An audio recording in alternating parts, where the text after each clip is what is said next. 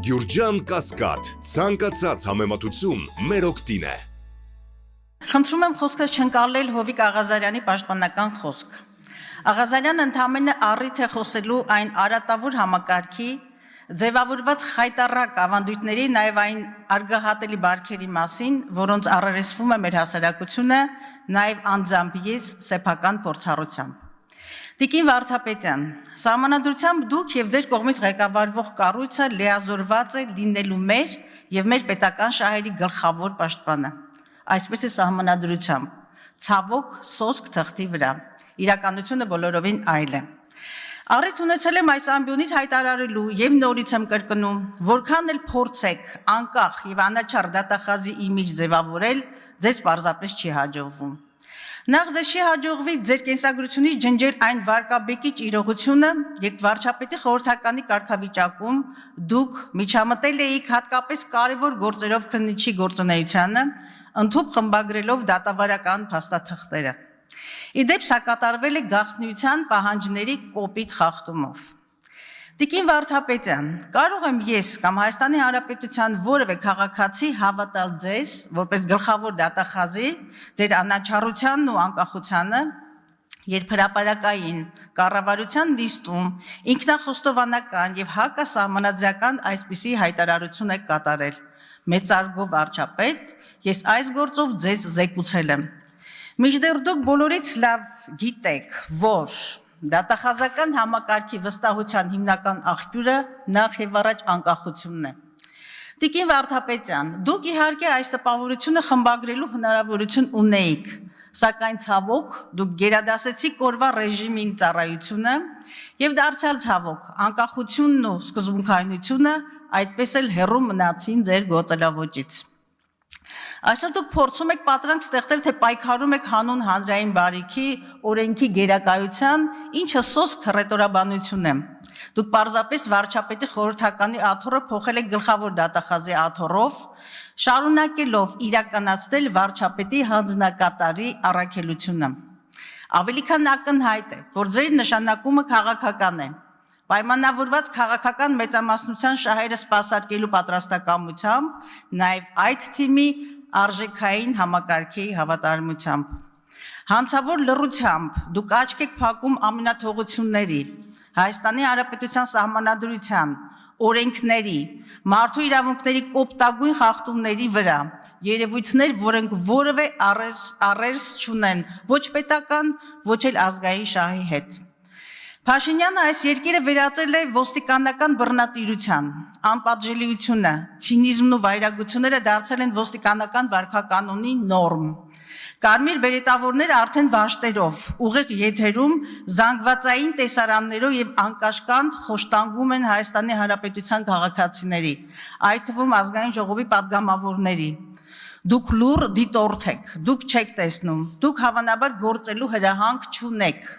Այլապես ոչ նորմատիվ վարքի եւ լիազորությունների վերազանցման համար պատասխանատվության ենթարկված մի քանի տասնյակ ոստիկան կունենայինք։ Հանցակազմի բացակայության հիմնավորմամբ գործերը կարճվում են, իսկ ոստիկանության կողմից անհամաչափ ուժի, սանձարձակությունների եւ խոշտանգումների փաստերը տեղ են գտնում պարզապես միջազգային զեկույցներում եւ մնում որպես յութուբյան տեսաերիզներ։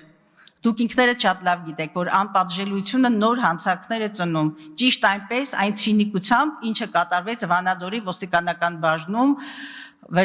վերջին դեպքը նկատի ունեմ։ Սոցիալական ցանցերը ողողված են արցախահայության դեմ ատելության եւ թշնամանքի խոսքով։ Դուք էլի չեք տեսնում, դուք դարձյալ հրահանգ չունեք։ Դուք մերժում եք նաեւ հաղորդում, իդեպ հաղորդումներից մեկն էլ ես էի տվել հանցագործության մասին հաղորդում արցախահայության նկատմամբ ատելության խոսքի, մերժեցիք։ Ձեզ շարունակում է չմտահոգել կալանավորման ֆետիշացումը, հայ մարդու, հայ քաղաքացու ճակատագիրն ու իրավունքը։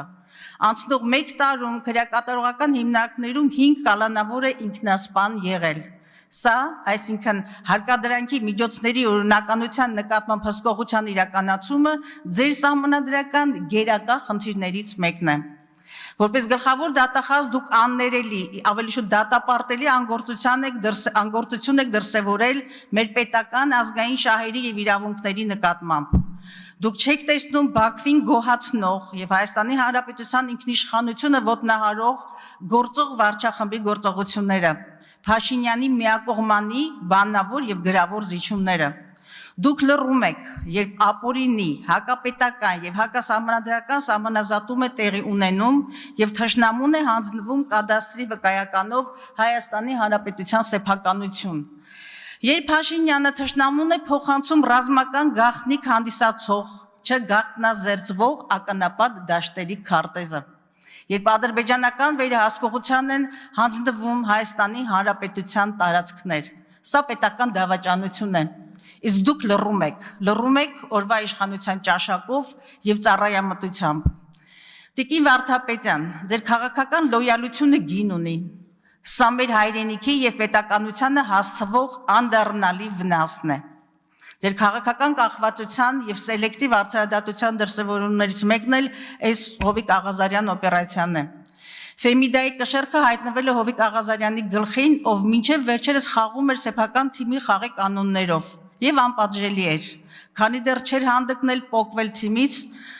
հայտնվել ոչ կոմֆորտ զոնայում։ Իրականում սա բոլորովին էլ Ֆեմիդայի կշեռք չէ, այլ պատժիչ գործողություն եւ ազդանշան բոլոր նրանց, ովքեր կհանդգնեն սպիտակ ագրավություն դրսևորել։ Իսկ իրական Հայաստանը, ձեր սիրած քարոզած իրական Հայաստանը,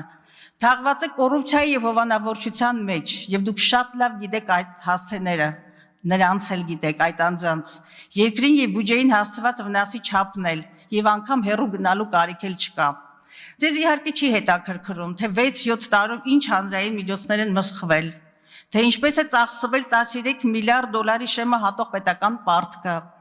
կամ ինչ աղբյուրներից են գոյացել 3 վարկով հեռուստացույցը փոշեկուր գնողները, որոնք այսօր դղյակների սեփականատերեր են եւ քաղաքական մեծամասնության միջավայրից։ Իդեպ Հայաստանում հակակոռուպցիոն բարեփոխումների մոնիտորինգի վերջին զեկույցը արձանագրել է տիկին դատախազ, որ գլխավոր դատախազի ընտրության